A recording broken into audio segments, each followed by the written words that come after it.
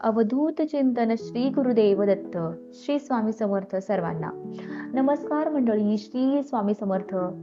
तर यंदा 2026 आपल्यासाठी खूप खास असणार आहे. का? कारण 2026 मध्ये धोंड्याचा महिना, ज्याला आपण अधिक मास, पुरुषोत्तम मास किंवा मलमास म्हणून ओळखतो, तर तो यावर्षी आलेला आहे. तर आपल्या शास्त्रामध्ये या महिन्याला पुरुषोत्तम मास म्हणून विशेष महत्त्व दिलं आहे. कारण स्वयं भगवान श्री विष्णूंनी या महिन्याला माझं नाव द्या असं सांगितलं होतं. लोक अधिक मासाला धोंड्याचा महिना असेही म्हणतात. या महिन्यामध्ये केलेलं जप, तप, दान, धर्म, पूजा, स्तोत्र, पठण याचं फळ अनेक पटींनी वाढतं असं शास्त्रामध्ये नमूद आहे. तर आजच्या व्हिडिओमध्ये आपण या वर्षातील सर्वात विशेष आणि सर्वात पुण्यदायी मानला जाणारा हा अधिक मास म्हणजेच पुरुषोत्तम महिना हा नेमका कधी सुरू होतोय, कधी संपतोय, याचं महत्त्व काय आणि या महिन्यात नेमकं काय करावं, कोणत्या चुका टाळाव्यात, तसेच या महिन्यामध्ये कोणकोणत्या महत्त्वाच्या तिथी आलेल्या आहेत हे आपण आजच्या या व्हिडिओमध्ये पाहणार आहोत. याबद्दलची संपूर्ण माहिती आज मी तुम्हाला अगदी सोप्या भाषेत देणार आहे. तर व्हिडिओ स्किप न करता शेवटपर्यंत पहा. बघा, वर्षाला 12 महिने असतात, जानेवारी ते डिसेंबर. मग हा एक्स्ट्राचा धोंडाचा महिना येतो कसा आणि हे कसं ठरवतात, कशावरून ठरतो हा धोंडाचा महिना? चला तर मग जाणून घेऊया. तुम्हाला ही एक गोष्ट माहित आहे का की आपल्या वैदिक पंचांगात अधिक मास लीप वर्षामध्ये एक दिवस वाढतो, पण आपल्या हिंदू पंचांगात एक संपूर्ण महिना वाढतो. हे का होते? कारण चंद्रवर्ष आणि सूर्यवर्ष यांच्यात जो फरक आहे तो जुळवण्यासाठी हा अतिरिक्त महिना हा जोडला जातो. चंद्र 12 राशींची प्रदक्षिणा साधारण 28-29 दिवसात पूर्ण करतो, तर सूर्य एका राशीत जवळजवळ 30-31 दिवस तो थांबतो. आणि दुसरीकडे भारतीय गणना पद्धतीनुसार सौर वर्षात 365 दिवस आणि चंद्र वर्षात 354 दिवस असतात. अशा प्रकारे एका वर्षात चंद्र आणि सूर्य जे वर्ष आहे त्याच्यामध्ये 11 दिवसांचा फरक असतो आणि 3 वर्षात हा फरक 33 दिवसांचा होतो. आणि हे 33 दिवस 3 वर्षांनी अतिरिक्त महिना बनतात. तर हे अतिरिक्त 33 दिवस एका महिन्याला जोडले जातात, ज्यालाच आपण अधिक मास असं नाव देण्यात आलेलं आहे. असं केल्याने व्रत उत्सवाची तारीख अनुकूल राहते. तसेच पंचांग किंवा हिंदू कॅलेंडर सूर्य आणि चंद्र वर्षाच्या गणनेवर आधारित आहे. तर अधिक मास हा चंद्र वर्षाचा एक अतिरिक्त भाग आहे, जो 32 महिने 16 दिवस आणि 8 तासांच्या फरकाने तयार होतो. आणि हे अंतर भरून काढण्यासाठी किंवा सूर्य आणि चंद्रवर्ष यांच्यात संतुलन निर्माण करण्यासाठी अधिक मास येतो. तर बघा, जगातील प्रत्येक जीव हा 5 घटकांनी बनलेला आहे: जल, अग्नी, आकाश, वायू आणि पृथ्वी. ज्या काळात व्यक्ती धार्मिक कार्यासह ध्यान, योग इत्यादीद्वारे आपल्या शरीरात उपस्थित असलेल्या या पंचमहाभूतांचा समतोल स्थापित करण्याचा प्रयत्न करतो, आणि तो काळ म्हणजेच अधिक मास. म्हणूनच अधिक मासादरम्यान केलेल्या कामांनी दर 3 वर्षांनी परमशुद्धता प्राप्त केल्यानंतर व्यक्ती एका नवीन ऊर्जेने भरून जातो. आपल्या इंग्रजी महिन्यानुसार सांगायचं जर झालं तर 2026 मध्ये अधिक महिना हा मे मध्ये आलेला आहे. 17 मे 2026 वार रविवार या दिवशी अधिक मासाला सुरुवात होत आहे. आणि मराठी महिन्यानुसार सांगायचं जर झालं तर ज्येष्ठ महिन्यामध्ये अधिक मास आलेला आहे आणि तो 17 मे 2026 वार रविवार या दिवशीपासून अधिक ज्येष्ठ महिन्याला सुरुवात होत आहे. आणि याच दिवसापासून आपल्या अधिक मासाला सुद्धा सुरुवात होत आहे. आता अधिक मास हा 15 जून 2026 वार सोमवार या दिवशी संपणार आहे.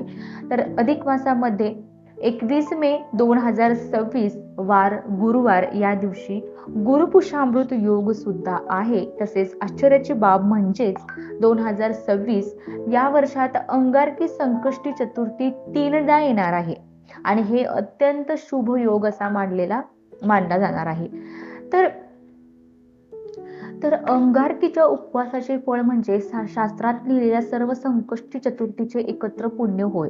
आता या महिन्यामध्ये बघा, आपल्याला काय करायचे आहे आणि काय टाळायचे आहे ते बघूया.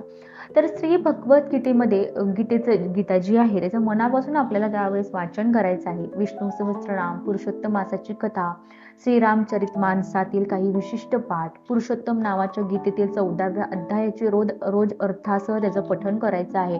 तसेच दररोज किमान 108 वेळा ओम नमो भगवते वासुदेवाय या मंत्राचा जप पण, जर एवढ्या मोठ्या स्त्रोतासाठी जर तुम्हाला वेळ नसेल तरी फक्त मंत्र जप तुम्ही केला तरीही तेवढ्याच पुण्याचे फळ आपल्याला मिळेल. तर या महिन्यात शक्यतो एकच फळ अन्न घ्यावं असंही काही परंपरामध्ये सांगितलं आहे. त्यामुळे काय होतं, तर शरीर हलकं राहतं आणि मन जप तपासाठी आपलं स्थिर होतं. या महिन्यात दानाला विशेष महत्त्व आहे. त्या महिन्यामध्ये गहू, तांदूळ, मूग, दूध, दही, तूप, आवळा, तांदळाच्या पिठाचे पदार्थ, जिरे, साखर, खजूर अशा काही सात्विक वस्तूंचं दान केल्याने ग्रहदोषही शांत होतात. त्याचबरोबर अधिक मासात दीपदान अत्यंत शुभ असं मानलं जातं. बघा, 21 मे 2026 या दिवशी गुरुपुष्यामृत योग, अतिशय शुभ तिथी या दिवशी तर त्या दिवशी तुम्ही काहीही खरेदी केली, विशेषतः सोनं चांदी जर तुम्ही खरेदी केलं तर ते अनेक पटींनी वाढतं असंही शास्त्र सांगतं. तर धोंड्याच्या महिन्यामध्ये लोक अगदी पायातील जोडवी सुद्धा खरेदी करतात.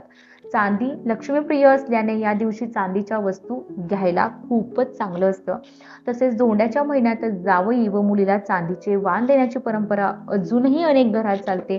चांदी हा सात्विक, शुभ आणि मनधन वाढवणारा धातू मानला जातो. तर या महिन्याला पुरुषोत्तम मास, माधव मास असं सुद्धा म्हणतात. आणि या महिन्यात केलेली पूजा, जप, दान, पाठ, सेवा याचं 100 पटीनं फळ आपल्याला मिळू शकतं. पण या महिन्यात काही चुका जर केल्या तर त्याचा परिणाम सुद्धा आपल्याला संपूर्ण वर्षभर जाणवू शकतो. म्हणूनच आज आपण ही गोष्ट सुद्धा जाणून घेणार आहोत की या अधिक मासात कोणत्या चुका अजिबात करू नयेत आणि कोणत्या गोष्टी केल्याने तुमचं पुण्य कमी होणार आहे.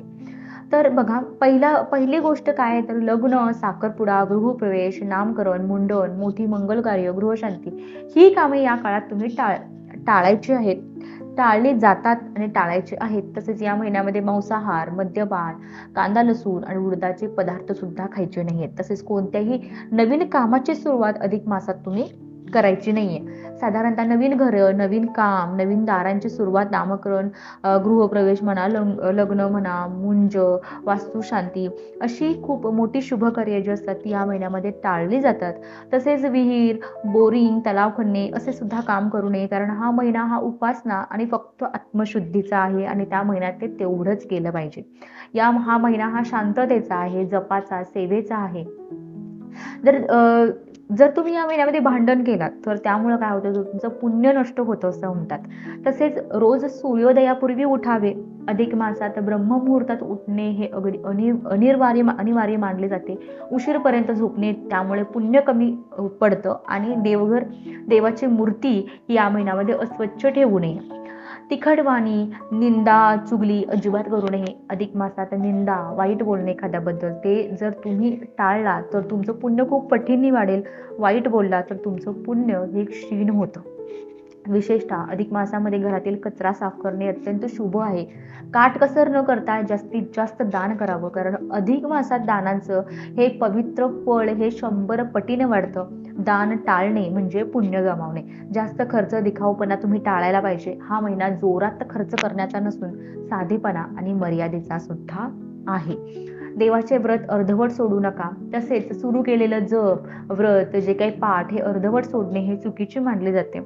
मांस, मद्य, तिखट, राग वाढवणारे अन्न आहे त्या महिन्यामध्ये टाळा. अधिक मासात तामसिक आहार सुद्धा तुमचं पुण्य कमी करतो. बघा, या महिन्यात घरात अंधार ठेवू नका. संध्याकाळी दीप लावणं अत्यंत शुभ असतं. तसेच वडीलधाऱ्यांचा अपमान अजिबात करू नका. वृद्धांचा अपमान हा सर्वात मोठा दोष या महिन्याला तो अधिक गंभीर असा मानला जातो. बघा, उपवास, दान, पारायण, गरिबांना अन्नदान या सेवा अवश्य करा. अधिक मास हा फक्त एक जादा महिना नाही, तर हा जीवन बदलणारा, आत्मशुद्धीचा, शुद्ध करणारा, पुण्य वाढवणारा काळ आहे. ह्या छोट्या छोट्या चुका तुम्ही जर टाळल्या तर घरात सुख येईल, तुमचे सगळे अडथळे दूर होतील, मानसिक शांती मिळेल, धनसमृद्धी वाढेल आणि सर्वात महत्त्वाचं म्हणजे भगवान श्रीहरीची कृपा तुमच्यावर राहील. तर हिंदू धर्मातील अत्यंत पवित्र मानला गेलेला अधिक मास किंवा पुरुषोत्तम मास बद्दल एक पौराणिक कथा सुद्धा आहे, ती आपण जाणून घेणार आहोत, जे आपल्याला या महिन्याचे खरे महत्त्व काय ते पटवून देईल. तर बघा, फार वर्षापूर्वी नहुष नावाचा एक अत्यंत पराक्रमी आणि शक्तिशाली राजा होता आणि त्यांच्याकडे अफाट संपत्ती होते. त्याने अनेक मोठे यज्ञ केले होते. दान धर्म केले होते, पण त्याचा एक मोठा दुर्गुण होता, तो म्हणजे गर्व. त्याला त्याच्या पुण्याईचा आणि सत्तेचा प्रचंड असा अहंकार होता, त्याला गर्व होता. तर राजा नहुसाने अनेक दानधर्म केले, पण त्याला अधिक मासाचे महत्त्व कधीच समजले नाही. जेव्हा जेव्हा अधिक मास येई तेव्हा तो त्याकडे दुर्लक्ष करी. त्याने कधीही त्या पवित्र महिन्यात विशेष पूजा किंवा दान केले नाही. त्याला वाटले की मी नेहमीच दान करतो, मग या वेगळ्या महिन्याचे काय महत्त्व? तर काळानुसार राजा नहुशाचा मृत्यू झाला. त्याच्या पाप पुण्याचा हिशोब झाला. त्याच्या पुण्याच्या तुलनेत त्याचा अहंकार आणि अधिक मासाकडे केलेले दुर्लक्ष हे खूप मोठे पाप ठरले आणि त्याला स्वर्गातून खाली ढकलण्यात आले आणि शिक्षा म्हणून त्याला अजगर साप योनीत जन्म घ्यावा लागला. अजगर म्हणून त्याला खूप दुःख भोगावे लागले. मग अनेक वर्षानंतर जेव्हा पांडव वनवासात होते तेव्हा बलवान भीम एका अजगराच्या तावडीत सापडला. तो अजगर म्हणजे दुसरा तिसरा कोणी नसून हा शापित राजा नहुष होता. जेव्हा युधिष्ठिर तिथे आला तेव्हा अजगराने आपली संपूर्ण कथा त्याला सांगितली.